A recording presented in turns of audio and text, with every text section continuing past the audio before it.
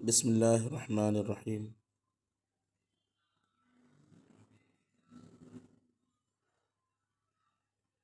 صفحہ نمبر کتنا؟ 45۔ بسم اللہ الرحمن الرحیم۔ قال وتعتبر ايضا في الدين اي الديانة وهذا قول ابي حنيفة وابي يوسف رحمهم الله هو الصحيح لأنه من أعلى المفاخر، والمرأة تعير بفسق الزوج فوق ما تعير بضاعة نسبه. وقال محمد لا تعتبر لأنه من أمور الآخرة فلا تبتني أحكام الدنيا عليه إلا إذا كان يصفع ويسخر منه أو يخرج إلى الأسواق سكران ويلعب به الصبيان لأنه مستخف به. قال وتعتبر في المال وهو أن يكون مالكا للمهر والنفقة. چلے دیکھیں نیچے دیکھتے ہیں۔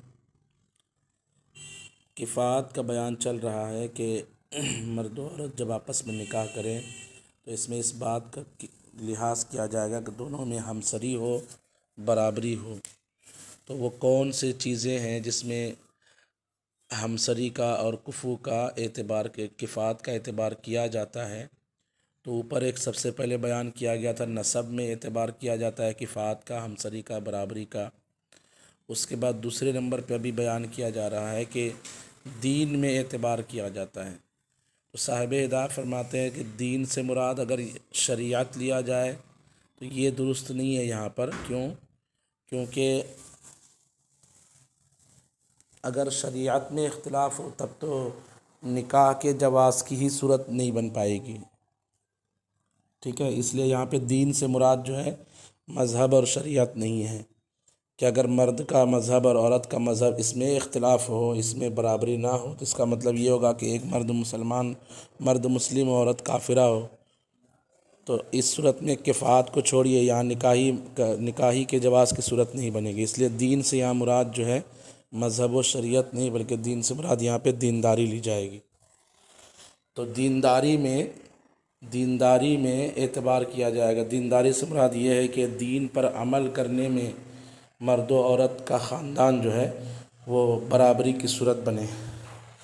ایسا نہ ہو کہ ایک جو ہے وہ دینداری میں اچھا ہو اور دوسرے شخص کی دینداری کا عالم یہ ہو کہ وہ شراب پیتا ہو، چور ڈکیت ٹائپ کے لوگ ہوں۔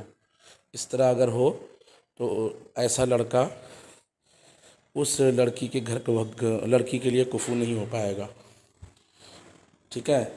یہ جو ہے امام محمد کے علاوہ کا مذہب ہے، شیخین کا، امام ابو یوسف اور امام اعظم ابو حنیفہ کا۔ امام محمد نے یہ فرمایا کہ دینداری کا اوپر بچھائیں، دینداری کا جو ہے اعتبار نکاح میں نہیں کیا جائے گا۔ کیونکہ دینداری جو ہے امور آخرت میں سے ہے اور نکاح جو ہے یہ امور دنیا میں سے ہے۔ تو امور آخرت میں سے جو چیزیں ہیں اس پر امور دنیا کی بنیاد نہیں رکھی جائے گی۔ ترجمہ دیکھیے، میری آواز سمجھ میں آ رہی ہے؟ جی استاد۔ جی۔ قال وتعتبر ايضا في الدين اي الديانة، فرمایا کہ دین میں بھی اعتبار کیا جاتا ہے یعنی دیانت میں۔ اور یہ وهذا قول ابی حنیفہ و ابی یوسف، اور یہ امام اعظم ابو حنیفہ اور امام ابو یوسف کا قول ہے۔ وہ صحیح، یہی صحیح ہے، یعنی یہی مفتہ بھی قول ہے کہ دیانت میں بھی اعتبار کیا جائے گا۔ لأنه من اعلی المفاخر، اس لیے کہ دینداری جو ہے یہ اعلیٰ مفاخر میں سے ہے۔ مفاخر یعنی وہ باتیں جس پر لوگ فخر کرتے ہیں۔ والمرأة تعیر بفسق الزوج، اور عورت جو ہے شوہر کے فاسق ہونے سے عار محسوس کرے گی، یعنی عورت اگر دیندار ہے تو شوہر کے فسق سے عار محسوس کرے گی۔ تو والمرأة تعیر بفسق الزوج، اور عورت شوہر کے فاسق ہونے سے عار محسوس کرے گی، فوق ما تعیر بضاعة نسبہ، اس سے بڑھ کر کے جب وہ آر محسوس کرے نسب کے نہ ہونے پر، ان نسب کے گھٹیا ہونے پر جیسے عورت آر محسوس کرتی ہے، اس سے زیادہ آر محسوس اس وقت کرے گی جب کہ شوہر اس کا فاسق ہو۔ یہ اس زمانے کے اعتبار سے تھا کہ جب لوگ دینداری کو پسند کرتے تھے، ابھی تو معاذ اللہ جو ہے وہ فاسق مرد کو زیادہ پسند کیا جاتا ہے۔ وقال محمد، اور امام محمد رحمہ اللہ نے فرمایا، لا تعتبر، دینداری کا اعتبار کفات میں، دینداری میں کفات کا اعتبار نہیں ہے، لأنہ من امور الآخرہ، اس لیے کہ دینداری امور آخرت میں سے ہے، فلا تبتنی احکام الدنیا علیہ، تو دنیاوی احکام کی اس پر بنا نہیں ہوگی، الا اذا کان یصفع، کہتے ہیں ہاں اگر اس کی کیا بولتے ہیں بد اخلاقی اور دین پر عمل کے حوالے سے ایسی کمزوری ہو کہ جو کمزوری گھٹیا پن کی علامت بن جائے، جیسے مثال کے طور پر ایسا بالکل شرابی ہو جائے کہ لوگ اس پر پھبتیاں کسے، وہ کہیں سے گزرے تو اس کو چپت لگا دے، کوئی بھی چاپڑ مار دے، جو چاہے اس کو مار دے، جو چاہے اس کو ڈانٹ دے، ایسی بے عزت ہو جائے۔ اس طرح سے اگر بے عزت ہو جائے کوئی مرد جو ہے، کوئی لڑکا اس طرح کا بے عزت ہو، تو وہ کسی ایسی لڑکی کا کفو نہیں ہو سکتا جس کے گھر میں دینداری کا ماحول ہو۔ کہتے الا اذا کان یصفع، مگر جب کہ اسے چپت لگائی جاتی ہو، یعنی جھاپڑ مارا جاتا ہو، ویسخر منہ، اور اس کی ہنسی اڑائی جاتی ہو، او یخرج الی الاسواق سکرانہ، یا نکل جاتا ہو بازاروں کی طرف نشے میں، ویلعب بہ الصبیان، اور اس سے بچے کھیلتے ہوں، بالکل دو کوڑی کی بھی جس کی عزت نہ ہو، ایسے بے حیا شخص سے جو ہے اس لڑکی کا نکاح کرانے میں جو دیندار ہو سوچا جائے گا، اور وہاں کفات کا اعتبار کیا جائے گا، لأنہ مستخف بہ، اس لیے کہ وہ شخص اس کی وجہ سے ہلکا ہو گیا، حقیر ہو گیا۔ مستخف، یہ استخفاف سے بنا ہے، خفیف کا معنی میں، لأنہ مستخف بہ، اس لیے کہ وہ اس کی وجہ سے، یعنی یہ تمام باتوں کی وجہ سے حقیر ہو گیا۔ قال، صاحب قدور نے فرمایا، وتعتبر فی المال، اور مال میں بھی کفات کا اعتبار ہوگا، یعنی عورت اگر اچھے گھرانے کی ہے تو شوہر بھی اچھے گھر کا ہونا چاہیے۔ اب مال جو لفظ ہم بولتے ہیں مالداری یا مال، تو ہم مالداری کا مطلب کچھ اور سمجھتے ہیں، ہم یہ سمجھتے ہیں کہ بینک بیلنس ہو، گاڑیاں ہو، بنگلے ہوں، اور کوٹھیاں ہوں، بڑی تجارت ہو، یہ ہم سمجھتے ہیں۔ شریعت نے مال سے مراد یہ ہے کہ لڑکے کے پاس اتنا پیسہ ہو کہ لڑکی کا مہر ادا کر سکے اور لڑکی کا خرچہ اٹھا سکے، تو یہ مالدار ہو گیا شریعت کی نظر میں۔ اتنا کم سے کم ہو جائے تو کہا جائے گا ہاں مال میں برابری ہو گئی۔ اور ایک ہے جس کو ہم مالداری کہتے ہیں، سیٹھ پنا، اس میں بھی کیا کفات کا اعتبار ہے؟ تو ظاہر روایت میں یہ کیا بولتے ہیں، یہ فرمایا گیا کہ ہاں مالداری جس کو ہم کہتے ہیں اردو زبان میں، اس کو عربی میں غنا کہتے ہیں، اس کو ہم نصاب کی مقدار مالک ہونا کہتے ہیں، جس سے قربانی واجب ہو جائے، یعنی بندہ اگر اتنے روپے کا مالک ہے جس سے قربانی واجب ہو جائے تو شریعت کی نظر میں وہ غنی ہے، غنی۔ تو غنا کا اعتبار کیا جائے گا کیا؟ اگر عورت کا خاندان جو ہے وہ ماں باپ غنی ہے تو کیا لڑکے کے لیے بھی ضروری ہے کہ وہ بھی غنی ہو؟ اگر وہ مستحق زکوٰۃ ہو لیکن خرچہ اٹھا سکتا ہو عورت کا، یعنی خرچہ اٹھانے سے مراد یہ ہے کہ اس کے پاس جو ہے مہینہ دو مہینہ کو کھلانے کے لیے عورت کو کھلانے کا پیسہ ہو، تو غنا کا اعتبار بھی کیا جائے گا، جس کو ہم کہتے ہیں مالداری، مال کا بھی اعتبار کیا جائے گا اور غنا کا بھی۔ لیکن غنا کے اعتبار میں اختلاف ہے، امام ابو یوسف نے یہ فرمایا ہے کہ غنا کا اعتبار نہیں کیا جائے گا، کیونکہ مالداری ایسی چیز ہے کہ جو آتی جاتی ہے، ہو سکتا ہے کہ ابھی بچہ لڑکا جو ہے غریب ہو لیکن کما کر بعد میں مالدار ہو جائے۔ یہاں دیکھیے آپ کے ذہن میں جو مالداری ہے اس کو ہٹا دیجئے، جب مالداری میں کہوں تو اس سے سمجھیے آپ غنا، اور غنا کا مطلب اتنا پیسہ کہ جس سے قربانی واجب ہو سکے، بس، یعنی تقریباً اس زمانے میں 30-40 ہزار اس کے پاس آ جائے تو اس پر قربانی واجب ہو جاتی ہے، کیونکہ اس سے 52.5 تولہ چاندی خریدی جا سکتی ہے۔ تو اگر عورت کی حالت اچھی ہے، یعنی موٹی سمجھانے کے لیے کہہ رہا ہوں کہ اگر عورت اچھے گھر کی ہے تو لڑکا بھی اچھے گھر کا ہونا چاہیے، اس کا اعتبار کیا جاتا ہے۔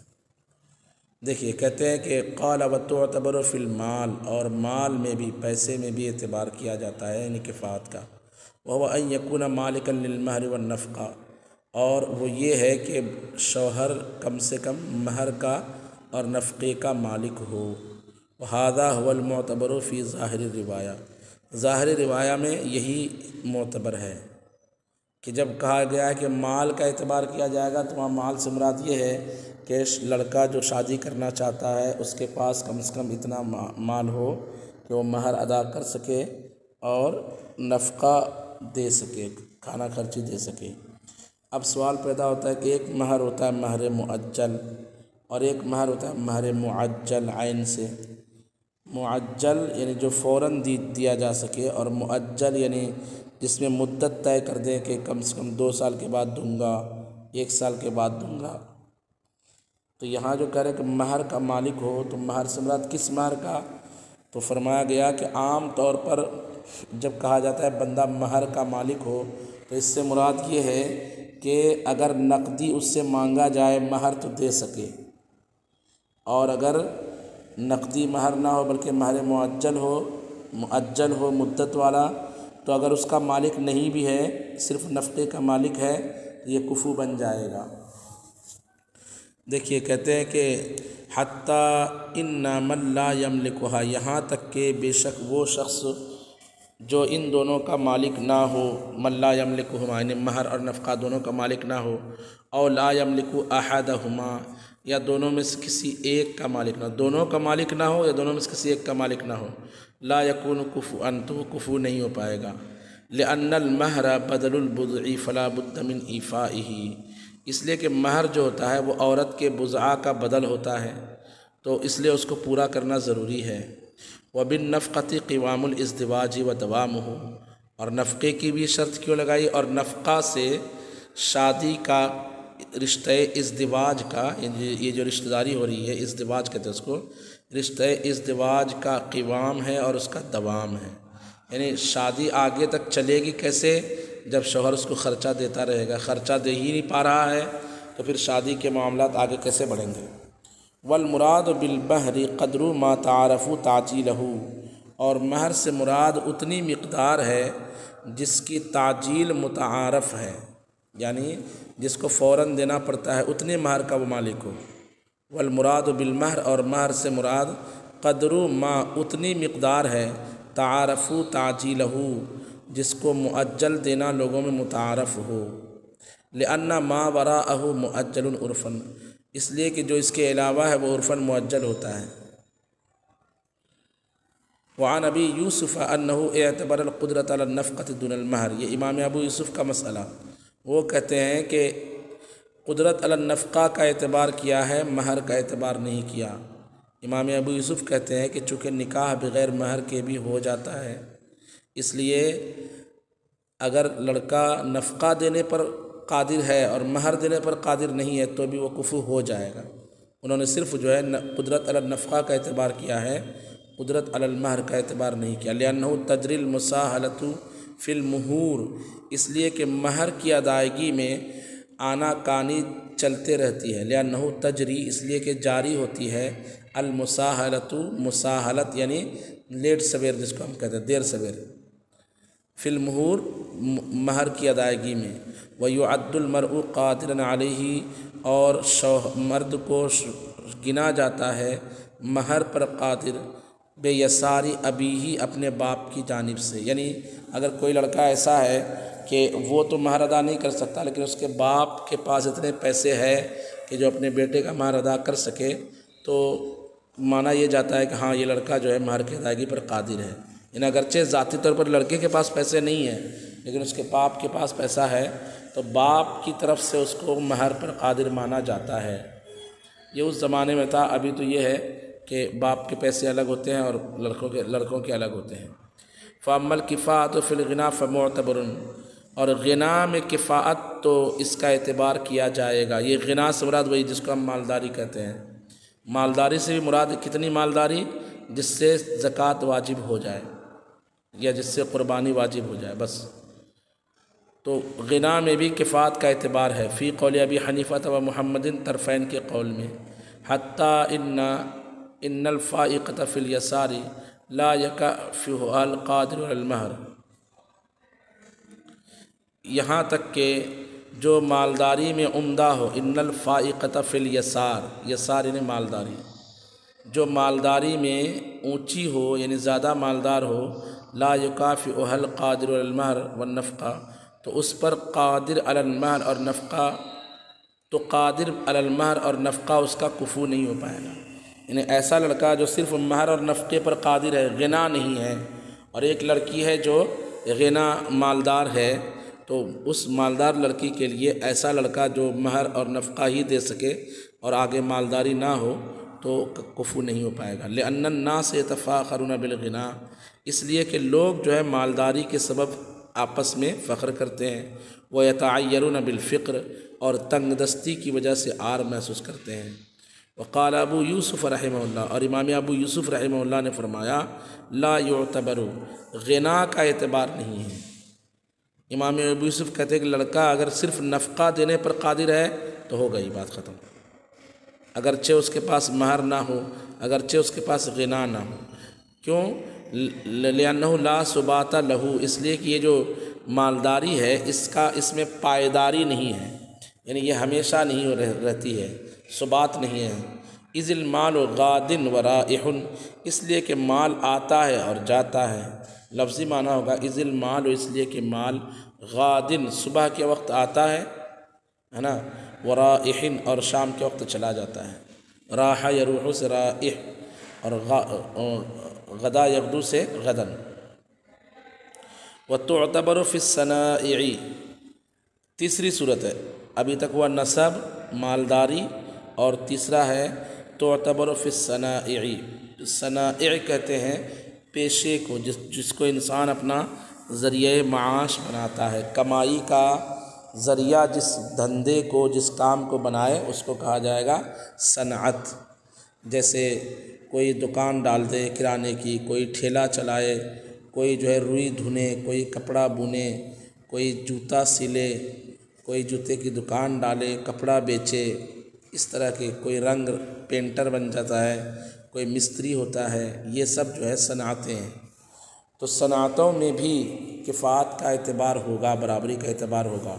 تو اگر لڑکی کے گھر والے اچھے پیشے والے ہوں اور لڑکا جو ہے وہ ایسے پیشے کا ہو کہ جس کو سماج میں بالکل نچلے درجے کا پیشہ مانا جاتا ہو، تو یہ لڑکا اس لڑکی کا کفو نہیں بن پائے گا، یعنی برابری نہیں ہوگی۔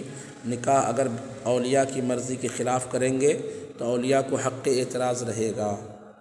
اس زمانے میں پیشے کا اعتبار بہت کم ہو گیا ہے۔ کیوں؟ کیونکہ اب پیشے میں تخصیص نہیں رہی۔ پہلے جو ہے سلون جو ہے وہی کھولتا تھا جو صرف نائی برادری کا ہوتا تھا، ابھی جو ہے اچھے اچھے لوگ جو ہے سلون کھول کے بیٹھے ہوئے ہیں۔ بات سمجھ میں آ رہی کہ نہیں آ رہی ہے؟ یہاں تک کہ روڈوں پر جھاڑو لگانے کی ڈیوٹی جو ہے پہلے جو کافر میں نچلی ذات کے لوگ ہوتے ہیں ان کی ڈیوٹی لگتی تھی، ابھی دوسری ذات کے لوگ بھی جھاڑو لگانے کی ڈیوٹی حاصل کر رہے ہیں پیسے کی وجہ سے۔ تو ابھی جو ہے دھندا ابھی جو پیشہ ہے وہ کوئی بھی پیشہ چھوٹا نہ رہا۔ تو ابھی پیشے کے اعتبار سے زیادہ مسئلہ نہیں ہوگا ایشیا میں، ہندوستان وغیرہ میں۔ ہاں، جہاں اگر سماج میں پیشے کے اعتبار سے گھٹیا پن اور بڑھیا پن کا معیار ابھی بھی باقی ہو، وہاں اعتبار ہوگا۔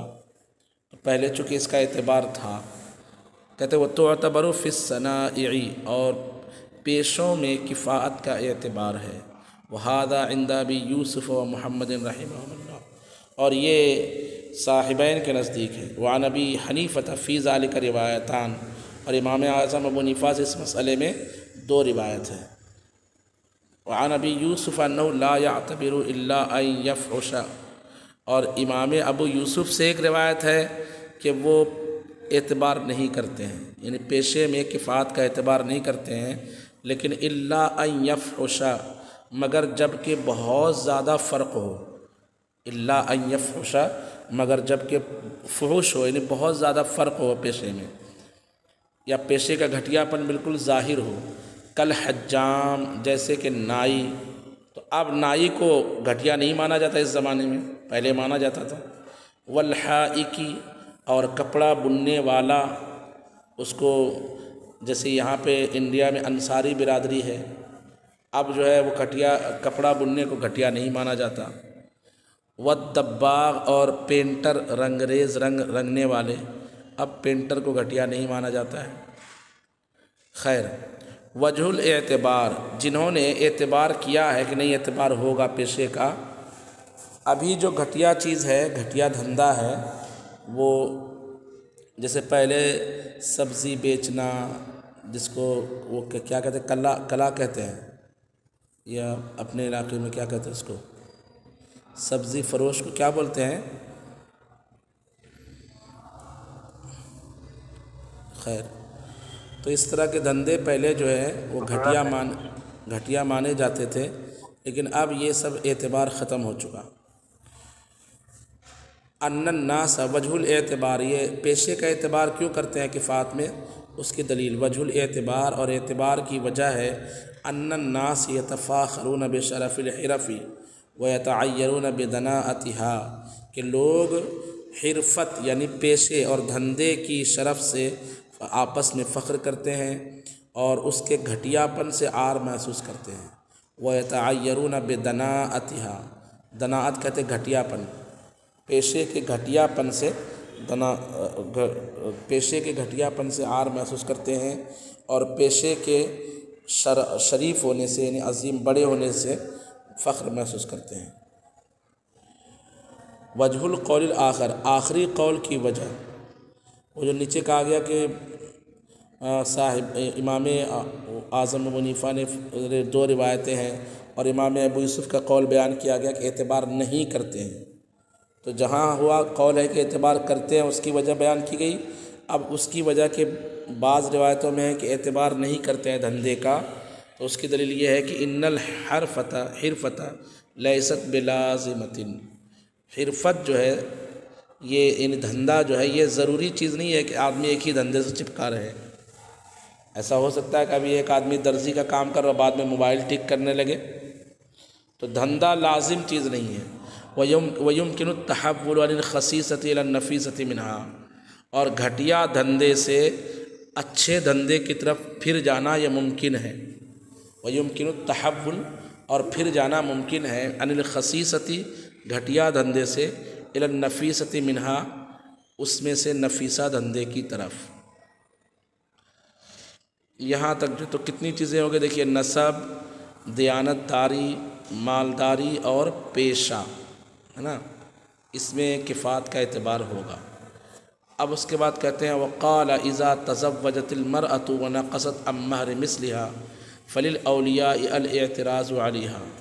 مسئلہ یہ ہے کہ اگر کسی عورت نے اپنی مرضی سے، کسی عورت نے کسی مرد سے شادی کیا، اور عورت کے خاندان والوں میں جتنا مہر باندھا جاتا تھا، یعنی عورت مثال کے طور پر اچھے گھرانے کی تھی، اس کے خاندان میں جو مہر باندھا جاتا ہے، مثال کے طور پر کسی کا 1 لاکھ، کسی کا 1.25 لاکھ، کسی کا 90,000، یعنی 1 لاکھ کے ایوریج میں اس کا مہر باندھا جاتا ہے، اس کی پھوپھی کا مہر، اس کے خالہ کا مہر، اس کی بھتیجی کا مہر، اس طرح سے ان لوگوں کا مہر جو ہے اس طرح باندھا جاتا ہے، یعنی لگ بھگ اس کا مہر مثل فرض کیجیے 1 لاکھ ہے۔ لیکن اس نے کیا کری کہ ایک لڑکے کی محبت میں گرفتار ہوئی، اور لڑکے کے پاس زیادہ مہر دینے کا پیسہ تھا نہیں، اس نے کہا کوئی بات نہیں ہے، میں تم سے 10,000 مہر پر نکاح کر لوں گی، ٹھیک ہے۔ یعنی جو عورت کا مہر مثل ہے، مہر مثل سے کم پر عورت نے اپنی مرضی سے کسی لڑکے سے شادی کر لی، اور اولیاء اس پر راضی نہیں ہیں۔ اولیاء یہ چاہتے ہیں کہ جیسے باپ یہ چاہتا ہے کہ جیسے میرے بھائی کی بیٹی کا مہر تھا، جیسے میرے بڑے بھیا کی بیٹی کا مہر ہے، ویسی مہر میری بیٹی کا بھی ہو۔ پہلے زمانے میں مہر پر بھی جو ہے وہ چرچا ہوتا تھا، اور مہر بھی ایک طرح سے فخر کرنے کا ذریعہ ہوتا تھا کہ میری بیٹی کا تو مہر اتنا زیادہ لیا۔ ابھی الٹا ہو گیا ہے، ابھی جہیز دینے پر لوگ فخر محسوس کرتے ہیں کہ میں نے تو اپنی بیٹی کو یہ دیا وہ دیا، یعنی دنیا جو ہے وہ بالکل الٹی ہو گئی، سوچ الٹی ہو گئی ہے۔ ہونا یہ چاہیے کہ اپنی بیٹی کی اہمیت بتائی جائے، اور بیٹی کی اہمیت کس میں ہے؟ مہر کی زیادتی میں، کہ میری بیٹی تو ایسی ہے کہ اس کو اتنا زیادہ مہر ملا، اس کی ایسی اہمیت ہے نا۔ لیکن لوگ الٹا کرتے ہیں کہ میری بیٹی اتنی سستی ہے کہ میں نے اس کے بدلے میں وہ داماد کو اتنا زیادہ جہیز دے دیا، معاذ اللہ، یہ کتنی غلط بات ہے۔ خیر، تو صحیح یہ ہے کہ مہر پر فخر کیا جائے۔ اب عورت نے کیا کیا کہ اپنی مرضی سے مہر کی مقدار میں کمی کر دی۔ اب مثال کے طور پر 4 لوگ جمع ہیں، ایک کہہ رہا ہے میری بیٹی کا مہر تو 1.5 لاکھ ہے، دوسرا کہہ رہا ہے میری بیٹی کا مہر تو 2 لاکھ ہے۔ اب تیسرا شخص بیچارہ، اس کو معلوم ہے کہ میری بیٹی نے تو 5 ہی ہزار میں نکاح کر لیا تھا، اس کو عار محسوس ہوگا۔ تو اس لیے اگر عورت مہر مثل سے کم پر کسی سے نکاح کر لے تو اولیاء کو حق اعتراض رہے گا، یعنی کیس دائر کرنے کا اختیار رہے گا۔ وہ قاضی کے پاس عرضی داخل کرے گا کہ میری بیٹی نے ہماری ناک کٹوا دی، میری بیٹی ہمارے خاندان کی اور ہمارے خاندان کی لڑکیوں کی اہمیت یہ ہے، ویلیو یہ ہے کہ اس کو 1 لاکھ 1.5 لاکھ مہر ملتا ہے، لیکن اس نے 5 ہزار پر نکاح کر لیا۔ تو اب قاضی جو ہے اس نکاح کو فسخ بھی کر سکتا ہے، یا دوسرا مہر میں اضافہ کروا سکتا ہے، اس کی صورتیں بنیں گی۔ دیکھیے کہتے ہیں کہ وَإِذَا تَزَوَّجَتِ الْمَرْأَةُ، جب کوئی لڑکی شادی کر لے، وَنَقَصَتْ عَنْ مَہْرِ مِثْلِهَا، اور اپنے مہر مثل میں کمی کر دے، فَلِلْأَوْلِيَاءِ الْاعْتِرَاضُ عَلَيْهَا، تو اولیاء کے لیے اس پر اعتراض کا حق ہوگا۔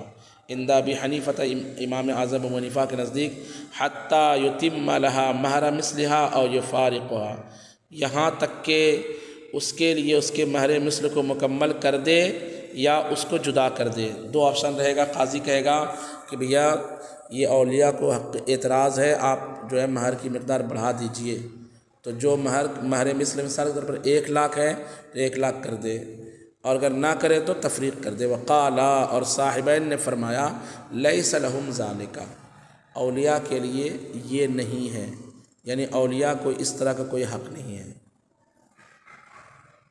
اس کے آگے انشاءاللہ ہم کل پڑھیں گے۔